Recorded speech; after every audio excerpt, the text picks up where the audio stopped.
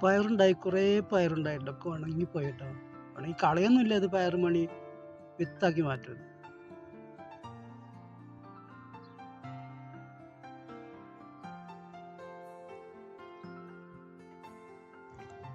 ചീര കൃഷിയൊക്കെ വെള്ളത്തിലായെന്ന് പറയാം. എന്നാലും കുഴപ്പമില്ല, തൂപ്പൊക്കെ വെട്ടി കളഞ്ഞ് ഇലയൊക്കെ എടുത്തിട്ട് ഭംഗിയാക്കി സെറ്റാക്കുന്നുണ്ട്. തുടർന്നുള്ള വീഡിയോ ഒക്കെ ആക്കാട്ടോ.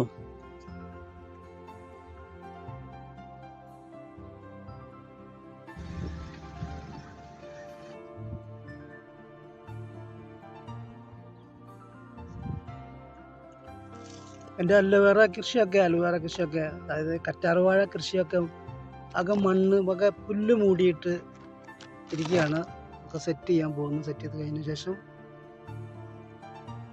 വീഡിയോ അയക്കാം.